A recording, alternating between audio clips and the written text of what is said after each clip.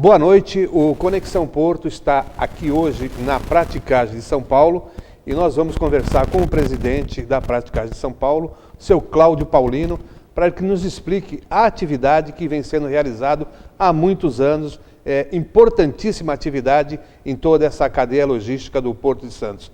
Boa noite, Cláudio. Em que consiste o trabalho dos práticos da Praticagem de Santos? Bom, Heraldo, em primeiro lugar, agradeço muito a sua presença aqui, a oportunidade da gente mostrar para a sua audiência o trabalho que a gente desenvolve aqui no Porto de Santos, o maior da América Latina, né? Responsável por quase 30% do comércio exterior brasileiro. Então, a gente sempre gosta de esclarecer, de mostrar o trabalho que a gente faz. Primeiramente, o trabalho do prático ele não é exclusivo do Brasil nem do Porto de Santos. A profissão do prático ele existe no mundo inteiro, né? Em todos os portos organizados existe um serviço de praticagem que consiste de profissionais habilitados pela autoridade marítima ou autoridade portuária dos diversos países. No caso do Brasil, regulamentado pela nossa autoridade marítima, o Comando da Marinha, através da Diretoria de Portos e Costas, e consiste num grupo de profissionais qualificados e habilitados, especialistas nas condições de navegação e de manobras de cada porto. Por exemplo, um prático aqui que atua no Porto de Santos, ele não atua no Porto do Rio de Janeiro, ele é um especialista aqui nas características do Porto de Santos, né? Agora, Cláudio, esse tipo, a atividade realizada pelos práticos, qual a importância dela para a segurança da navegação portuária? Para a segurança da navegação portuária, bem, aliás, eu vou até elencar alguns fatores que importam na profissão do prático e na atividade do prático. Primeiro, na segurança da atividade portuária. Bom, nós temos um porto que tem um canal bastante restrito em largura, que tem habitações nas suas margens, que é ocupado por terminais em toda a sua extensão. Nós temos cerca aí de 65 pontos de atracação no Porto de Santos. E a gente sabe que os navios que hoje têm frequentado o Porto de Santos são navios imensos, navios enormes. Só para ter uma ideia, para o seu público poder quantificar. Um navio desses porta-contentor de última geração que tem vindo aqui, com 330 metros de comprimento, isso equivale a um prédio de 100 andares deitado. Então você imagina o tamanho disso. E esse prédio de 100 andares deitado, ele tem que navegar e tem que fazer curva. Daí a importância do prático. O prático, ele conhece toda a característica do canal, as profundidades, os pontos onde necessita iniciar uma curva com o navio, as características e condições de maré, de corrente, de ondas, de vento, tudo isso fatores da natureza que influem numa manobra. Além disso, ele tem a facilidade de fazer a interface com os outros envolvidos na manobra, que são os rebocadores, que são as pessoas do grupo de atracação da autoridade portuária, da CODESP, às vezes até com o agente marítimo, que às vezes precisa falar alguma coisa urgente com o comandante. Então o prático, além da parte de segurança, ele participa dessa interface também, né? Agora, há outros fatores, como eu te falei. Além dele saber manobrar um navio aqui, como eu te falei, uma massa imensa, para você imaginar, esse navio que eu te falei, com 330 metros de comprimento, esse navio ele tem 48 metros de largura, né? Ele tem uma altura acima da linha d'água, às vezes de 60 metros acima da linha d'água, não é? E ele desloca, até assim uma coisinha bem básica de física, né? Lembrando lá de Arquimedes, quando você mergulha um corpo no meio líquido, ele joga para fora a mesma massa que ele tem. Então, esse navio que eu te falei, ele tem uma massa de 120 mil toneladas às vezes. Aí você imagina ele cortando a água, jogar 120 mil toneladas de água para fora e 120 mil toneladas de água que vem preencher aquele espaço que ele está. Então, a gente tem que saber muito bem de que velocidade usar com esse navio, os pontos de curva, como eu te falei, a distância que ele pode passar dos navios atracados. Mas tem um outro fator que as pessoas às vezes não se lembram da importância do prático. O prático, ele é ele é um fator preponderante da soberania nacional. Aí as pessoas, mas por quê? Pois é, porque o prático, ele é um brasileiro que está a bordo de navios estrangeiros, a maioria dos navios que vêm aqui são estrangeiros, e ali ele está verificando se aquele navio ele tem condições de higiene também, se ele não é um possível poluidor do meio ambiente, do meio marítimo. O prático, ele verifica como estão os sinais de navegação, as boias, os faroletes, e comunica isso à autoridade marítima. Então, ele é um brasileiro isento, que ele não tem interesse comercial nenhum naquela atividade de navegação, e ele é um braço avançado da autoridade marítima na manutenção da soberania nacional em áreas portuárias. E nós já tivemos casos aqui, Cláudio, de um prático detectar possíveis irregularidades nessas embarcações? Sim. E chamar, né? Sim. Não irregularidades graves, mas a gente, por exemplo, se um navio tem uma falha de máquina, uma falha de leme durante uma manobra, isso é um fato grave. E a gente comunica à autoridade marítima que envia um indivíduo lá, o chamado Port State Control, para verificar as condições de manobrabilidade daquele navio. Para quê? Para que ele não cause um acidente com uma falha dessa de máquinas, né? Se a gente verifica, eu não me lembro de ter acontecido aqui nos últimos tempos, mas se você verifica que as condições de higiene, condições sanitárias a bordo, elas são ruins, nós comunicamos à autoridade competente, no caso a Anvisa, para que faça uma vistoria a bordo. Então o prático ele tem essa função também. Quer dizer, vai muito mais além do que o meramente manobrar, atracar um navio e desatracar. Vai muito além disso. Agora, para que os telespectadores tenham uma noção, a partir de que ponto é necessário a presença do prático no navio? Da barra, já aqui no canal? Como é que a gente pode situar isso, Cláudio? Cada porto ele tem uma característica diferente, como eu te falei. Aqui em Santos, o prático ele é obrigatório a bordo do navio a partir da boia 1, que é ali praticamente em frente à Ilha das Palmas, né? É ali mais ou menos 1 milha náutica mais ao sul da Ilha das Palmas. Dali até o último terminal portuário que nós temos, que é o terminal da Uzi Minas e da Vale Fértil, lá em Cubatão, né? Então, durante todo esse trajeto, o prático é obrigatório a bordo. E na saída a mesma coisa. Ele embarca no terminal onde o navio vai fazer a desatracação e ele vai embarcado até o ponto de desembarque, que é ali mais ou menos 1 milha ao sul da Ilha das Palmas. Certo. No caso, você falou da obrigatoriedade da presença do prático na embarcação. Quer dizer, mesmo se um comandante disser, olha, eu tenho pleno conhecimento das questões, das particularidades do Porto de Santos, então eu não preciso do prático. Não tem isso? Não, porque são duas coisas importantes a dizer. Você citou um assunto muito bom da gente esclarecer. A praticagem obrigatória é por força de lei. Um porto, ele é um local de segurança nacional. Vamos imaginar que aconteça um acidente aqui na entrada aqui da Fortaleza.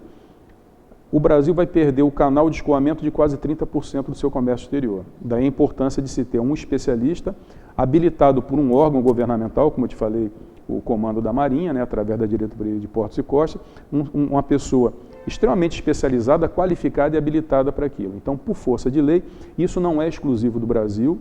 Em todos os portos organizados do mundo, a praticagem é obrigatória por força de lei. E um outro fator, aquilo que você falou de um comandante que dizer que é especialista. Olha só, cada prático em Santos, ele realiza mais ou menos assim, num cálculo bem rápido, cerca de 400 manobras por ano. Mais ou menos 400 a 450 manobras por ano. Não vai ter comandante que venha aqui e realize 450 manobras no ano para se tornar um especialista nesse porto. Uma viagem do navio porta-container, mais ou menos ele indo para a Europa, ele aporta aqui em Santos e ele só volta aqui novamente daqui a 2 meses. Então, se a gente fizer um cálculo bem rapidinho, esse comandante, se dizendo especialista em Santos, ele vai vir aqui em Santos 6 vezes, enquanto eu fiz 450 manobras em Santos. Daí a gente vê que a coisa é bastante inexequível, né? Seria um atentado a gente dizer que uma pessoa que vem tão pouco ao porto, mesmo que ele passe 20 anos da vida dele num determinado navio que vem aqui a Santos, ele vai vir aqui a Santos cerca de 6 vezes por ano.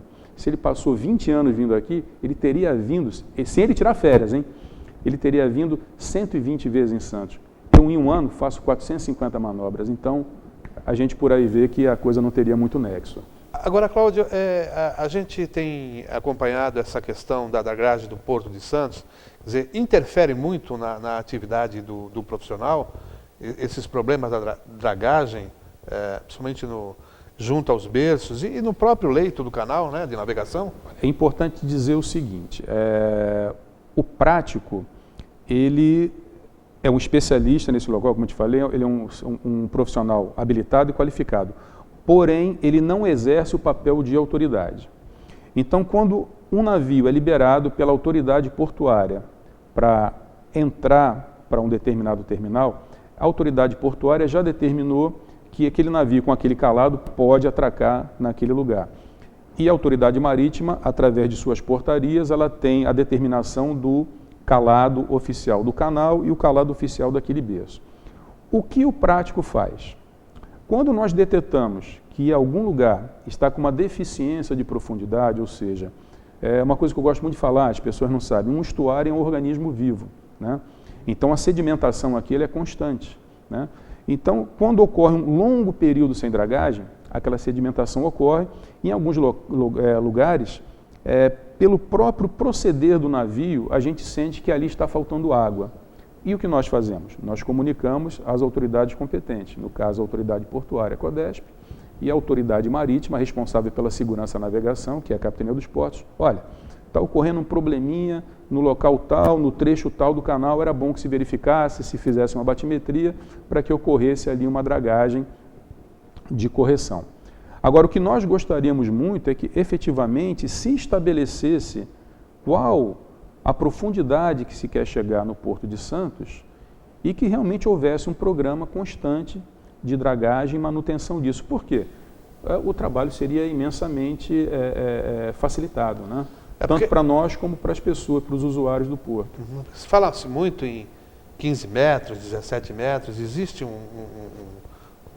uma tabela fixa ou uma tabela de segurança, não. Alguma coisa assim? Não, na verdade, há uma exigência do comércio marítimo mundial que os armadores eles fazem navios cada vez maiores para que ganharem com isso e o seu custo seja menor, né? Fazendo um cálculozinho rápido.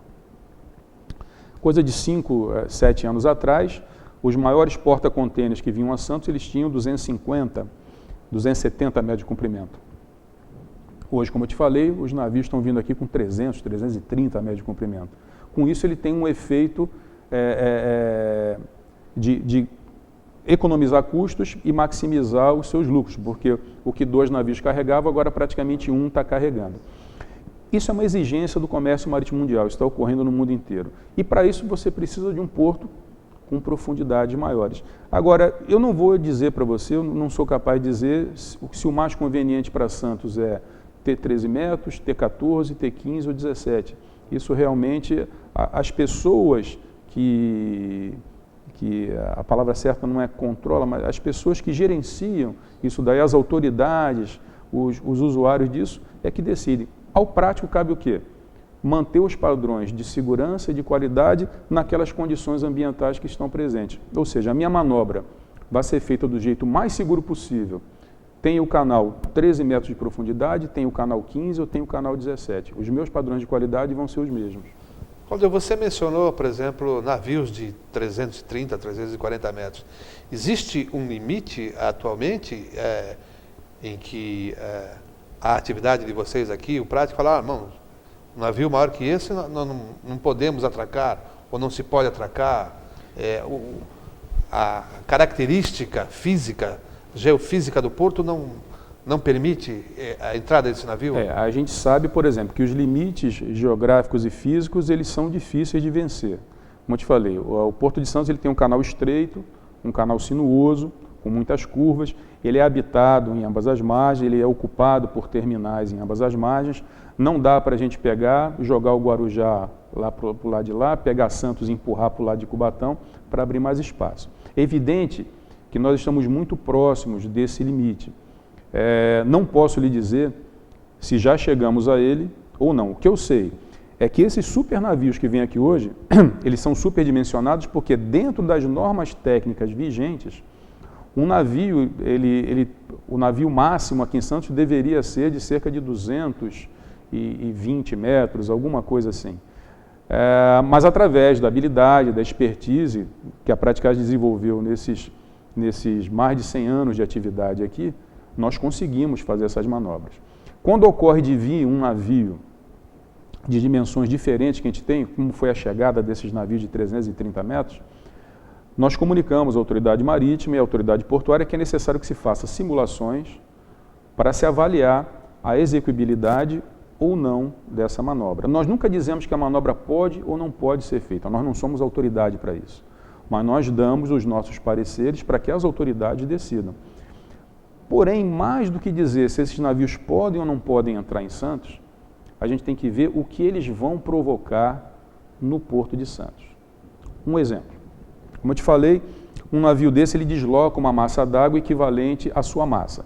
Então você imagina você passando numa certa velocidade reduzida, porque precisa, deslocando 120 mil, 150 mil toneladas de água para os lados. Pode ocorrer de eu mexer com os navios que estão atracados, arrebentar os cabos que os mantêm amarrados ao cais e esse navio se chocar com outro navio que esteja amarrado também. Então essa avaliação tem que ser feita. O nome disso são estudo de interações hidrodinâmicas. Então, antes de haver um estudo de interação hidrodinâmica para me dizer o que esse navio vai provocar no seu caminho de entrada e saída do Porto de Santos, eu não posso dizer para você se ele pode ou não pode entrar. O mais importante é dizer, ele ou não, o que ele provoca. O que ele vai provocar para os outros que estão atracados. Outra coisa, o nosso porto, apesar dele ter uma grande movimentação, a gente tem uma média de pelo menos 1.000 manobras por mês aqui em Santos, a gente sabe que o canal é um só. Para os 60 e poucos berços que tem, pontos de atracação, o canal é um só. Um navio desse, ele ocupa praticamente o canal inteiro para fazer a sua navegação até o seu ponto de atracação. Então ele leva mais ou menos aí de 1h30, 2 horas, às vezes 2h30 navegando pelo canal para chegar ao seu ponto de atracação. Os outros navios não podem manobrar nesse momento, porque esse super navio passando, a exclusividade é dele.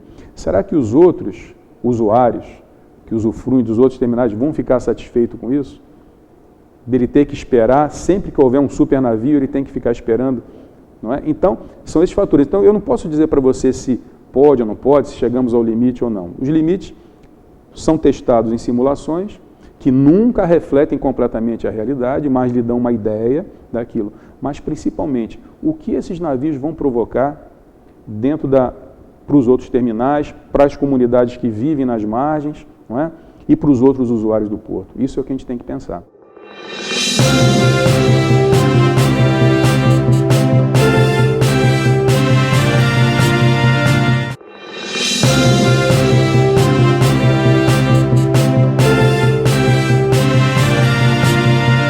Bom, estamos de volta com o Conexão Porto, com o Cláudio Paulino aqui, presidente da Praticagem de São Paulo. Falamos bastante já sobre a atividade do profissional, do prático, e agora vamos falar um pouquinho dos investimentos que a Praticagem de São Paulo tem feito na instituição para melhor atender, para melhor prestar o seu serviço.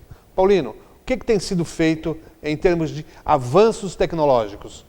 Então, a Praticagem de Santos, né, a Praticagem de São Paulo e aqui no Porto de Santos especialmente, ela desde o seu início, ela sempre se preocupou em estar adiante dos acontecimentos. Então, quando nós nos tornamos uma associação única em 1933, a partir dali já se começou a pensar, primeiro, em comprar lanchas próprias para atendimento. Então, nós tínhamos lanchas que eram as lanchas de madeira, umas lanchas mais antigas. Porém, mais do que isso, nós estabelecemos um estaleiro para fazer o reparo dessas lanchas e elas não parassem. Já foi um avanço tecnológico lá naquela época, né? Na década de 90, nós mudamos o parque de lanchas e adquirimos as lanchas rápidas, as lanchas de fibra de vidro, que alcançam velocidade de até 25 nós. Por quê? Lá na década de 90 começaram a chegar aqui os navios porta-containers modernos, não tão grandes como os de hoje, mas que já desenvolviam uma velocidade imensa e nós tínhamos que acompanhar isso para poder subir a bordo e executar nosso serviço. E aí nós chegamos agora ao século XXI.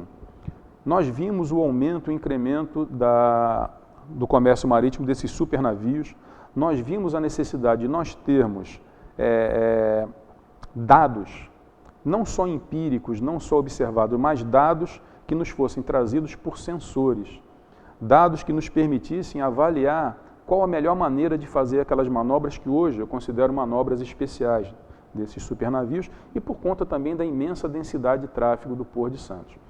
Então nós investimos, a partir de 2012, na criação do C3OT, que é o Centro de Coordenação e Comunicação e Operação de Tráfego.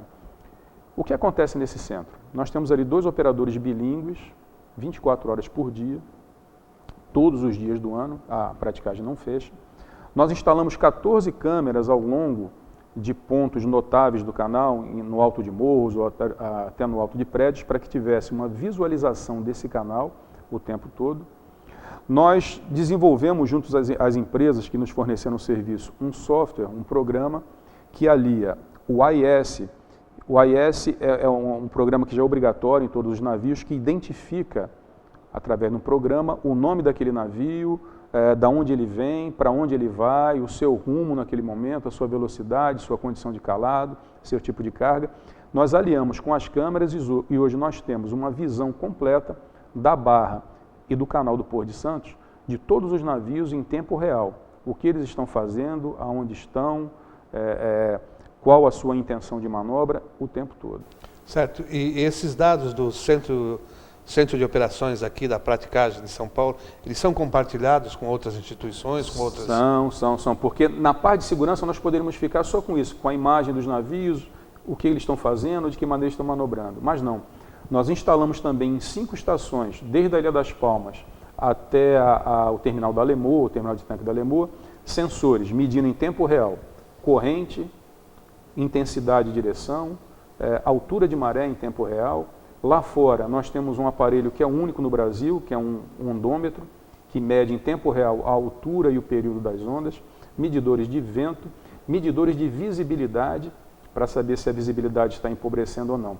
Isso para nós aumenta a segurança, porém nós vimos que seria muito egoísmo nosso a gente manter isso aqui só para as nossas manobras. E hoje nós compartilhamos esses dados com 3 universidades, com a Unisanta, com o Instituto Oceanográfico da USP e também com a Unimonte, no seu departamento de oceanografia. Por exemplo, a Unisanta, através dos dados em tempo real dos sensores de meteorologia e oceanografia que nós temos, eles validaram alguns modelos numéricos que eles estavam desenvolvendo e hoje já produzem um programa de predição de ondas e de correntes aqui para a nossa área estuarina e para a entrada do porto. Só para ver a importância disso, a gente sabe que Santos tem sofrido um pouco com ressacas, né? Isso. Não seria muito bom de conseguir prever quando é que poderia vir ondas com um pico e tal? É o trabalho que a Unisanta vem fazendo com o programa deles, o AquaSafe, através dos dados dos nossos sensores que nós damos para eles em tempo real. Muito bem. Cláudio, você falou dessa observação permanente da corrente, das águas e tal. A gente sabe que existe aquela tabela de tábuas das marés. Sofre muita oscilação? É importante esse acompanhamento? Sofre.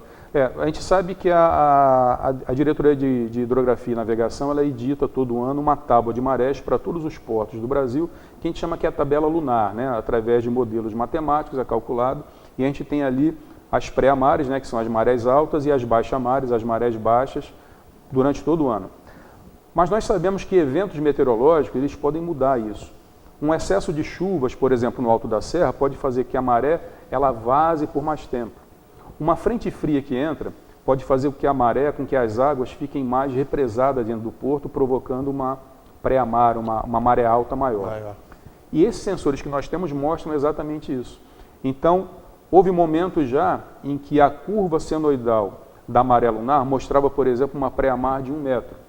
E naquele momento, nossos sensores em tempo real me diziam que eu tinha ali, na verdade, não 1 metro, eu tinha 1,20 m, 1,30 m. O que isso impacta? Eu tenho muito mais água debaixo do navio. Isso me oferece, na avaliação da minha manobra, que eu vou fazer uma manobra mais segura, porque a profundidade em relação ao calado está maior naquele momento. Assim como acontece de, às vezes, ter uma maré baixa maior do que aquela que se esperava na tábua. Nesse ponto, a gente se resguarda e não manobramos naquele período os navios de grande calado, porque eles teriam um perigo muito grande de encalhar. Então Sim. isso aumenta em muito a segurança, né? Pode Você sabe em encostar o tempo casco real, no exato, no sedimento. fundo. Então essa variação em tempo real da amarela nos mostra, nos dá muito mais segurança no desenvolvimento das manobras. Bom, muito bem, estamos chegando aqui ao final do nosso programa, o Conexão Porto.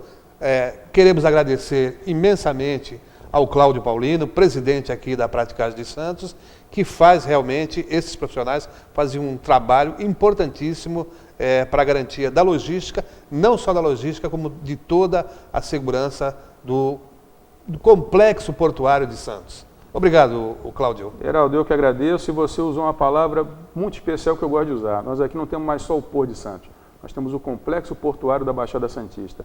E nos dá muito orgulho, é uma honra para nós trabalhar nisso aqui, que é a maior porta de entrada e saída do comércio exterior brasileiro. Obrigado por nos deixar mostrar o nosso trabalho. Obrigado a você.